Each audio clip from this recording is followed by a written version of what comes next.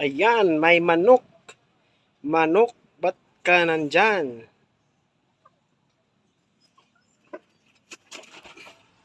Ayun, ako po, nagpapapisa po ako gamit po yung mga inain. Hindi po ako gumagamit ng incubator kasi palagi pong brownout sa amin. Kaya iniwasan kong masira po yung mga itlog, kaya pinapalimliman ko sa mga inain ko para yung mga fertile na itlog mapisa talaga, kasi sayang naman pag di napisa lahat.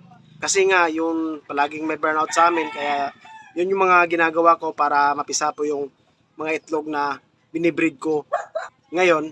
At kung mapisa naman, nilalagay ko sa karton, hindi ko sinasama sa inahin kasi baka maapakan. Kaya nilalagay ko sa karton kasi yung karton paggabi mainit po yon, hindi po papasok yung lamig doon. Kaya yun yung kadalasan ginagamit ko pag may mga sisiw ako. At yun, hindi naman sila nagkakaroon ng sakit kasi palagi po nating pinapalitan yung karton araw-araw po, kasi naiiwa po yung amoy sa loob ng karton pag hindi natin pinapalitan araw-araw. Kaya mas maiging palitan yung karton araw-araw para iwas po sakit sa mga sisiw. Yun lang po yung ginagamit ko, yung pagpalimlim sa inain. Tapos pag napisa na, nilalagay ko sa karton. Mas maganda kasi sa karton, hindi po nalalamukan. Kaya kung gusto nyong mag-breed tapos wala kayong mapaglagyan, gamitin yung karton, pwedeng gamitin yon. Kaya pag nag-breed kayo, karton lang is sapat na. Makita natin yung sisyo natin na ililipat natin sa kulungan para makita nyo kung gaano kasigla yung mga sisyo natin na gamit lang yung karton.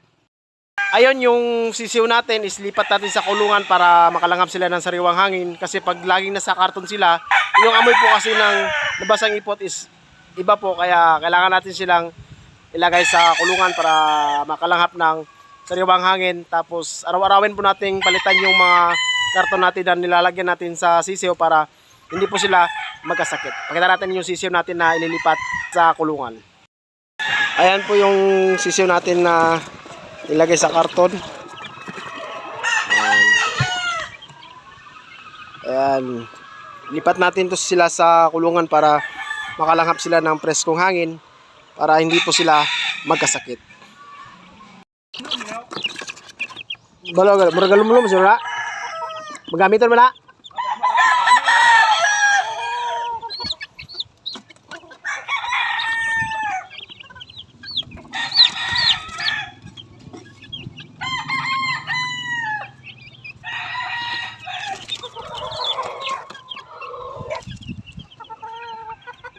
Ayan po, lagyan na natin sila sa kulungan. Pero mamayang gabi po, lalagay lang natin ulit sila sa karton kasi makakagat sila ng lamok dito. At yun, nalagay na natin yung mga sisiw natin, 10 piraso po yan. Tapos may isa pang bulik, ayan, bulik talisayin. Nag-iisa lang yan. Ayan, nilagay ko na lang din kasi nag-iisa lang kasi siya. Iwan ko lang kung hindi niya sasaktan yung mga sisiw. At yun po yung update natin sa sisiw natin. Dapat ilagay natin ulit sila sa karton mamayang gabi kasi may mga lamok. Makakagat sila ng lamok dun sa pinaglagyan natin kasi nakakapasok yung lamok.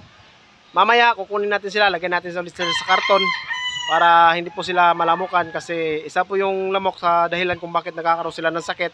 Yung number 1 po nakukuha na sakit sa lamok is yung bulutong, kaya iwasan natin yon. Kaya lagay natin ulit sa karton.